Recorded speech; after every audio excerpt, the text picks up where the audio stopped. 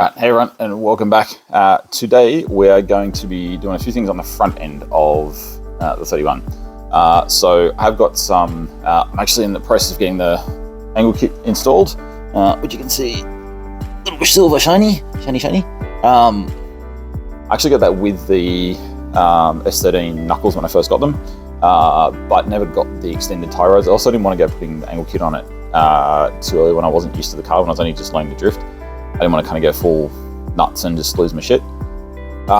So comfortable with the car now, so I'm going to put the angle kit on. I've got the extended tie rod. They are mocked up. They're kind of sitting on there at the moment.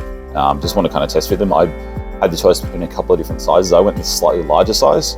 Kind of figured if it's not quite right, I can always cut a little bit off. If it's too short, I'm screwed. Got to order another set. So I did go the slightly larger size. They literally bottom out on the rack ends where it goes onto the knuckle. And they've probably got just a couple of degrees too much toe in. So I'm going to take sort of 5 mil or so off them just to let them completely get drifting. Really want a bit of toe out on the front, but just give it a little bit more adjustment at the front. So cut them off, clean the ends of those up. I'll put those back on with the boots. I need to clean the boots up because the boots got a whole bunch of shit all over them from the last figure eight I did. Water's gotten into the boots as well, so I need to clean those out. And I'll put a whole bunch of new moly grease and shit on the uni joint when I put it back together. But yeah, so rack ends on. So I've got to take those off, trim them down, put them back on, tighten everything up. I also just got my delivery from GKTech, extended hub studs, what we're going to call them, and also 10 mil spacers. So currently have 20 mil. I don't know if I'm going to be able to get these out one-handed, but let's see how we go. If you haven't seen the GKTech spacers before, they're absolutely schmick little things. Machined really, really nicely.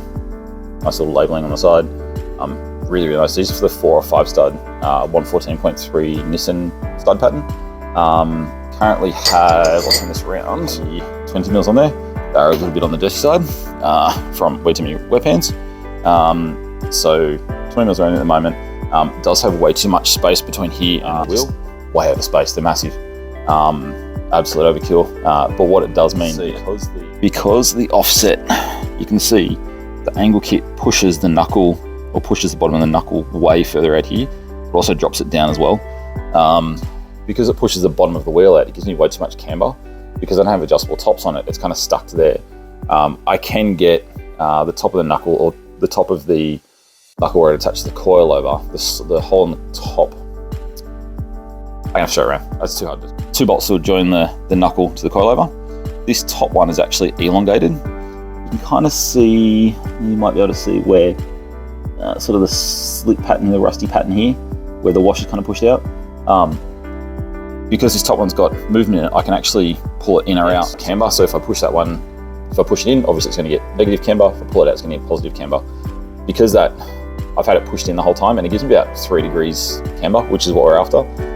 But if I put that knuckle kit on, it's now going from a nice 3 degrees out to about 8 degrees camber. So I've got to pull the top out, and that's going to pull the whole wheel further and further out. It's way too much tire poke, looks ridiculous. I'm going to rub on the guards an absolute ton to actually make it fit. I've got to jack the car up way too high, it just looks ridiculous. Handling's obviously going to get affected by that. So what I'm doing is I'm putting the smaller spacers on to pull the whole wheel in. Hopefully be able to pull out enough camber to sit at about 3 degrees. And then I've got to roll the guards a little bit more as well, which is another job I'm going to do today.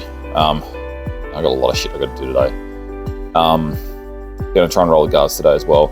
It does sit, it's just not going to turn nicely, and under compression in the front, it bottoms out on the arches and actually rubs on the arch. Bare minimum tie rods today.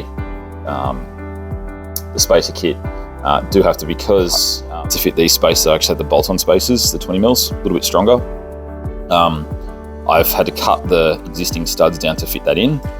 So what I've got to do is I've got to take caliper off, take the disc brake off, take this off, or take this off first, obviously. I've got to knock the old studs out of the old hub, and then I haven't got a press, so that's going to be a vise, a old nut, and a whole bunch of torque wrenches, and a whole bunch of pry bars to kind of pull those through, and a bit of persuasion.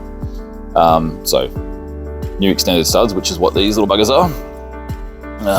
Anything about 5mm space, though, you should be using extended studs over your normal studs, just because it's a little bit safer. You're gonna end up with less and less thread in your wheel nut, and you're just asking for the wheel to come flying off. I know people kind of push it and do it, but yeah, I'd rather not my wheel come flying off. That's not a good look. So those in, spacers on, try and pull the camber out and just kind of see where it sits. Tie rods, shorten those, clean them up, tighten everything up properly so it's all done and dusted, and then it's just going to be screwing around with the height when I kind of roll the guards and kind of see where it needs to sit. Want to raise it as little as possible just to help with the handling. May have to harden the handling up a little bit at the front. We'll see how we go. Yeah, that's kind of where we're at. So let's get stuck into it and see what we can get done. Hopefully I can get the rolled guards done today, but otherwise I'm going to have to jack it up again tomorrow and roll them tomorrow, but we'll see how we go. Let's get stuck into it.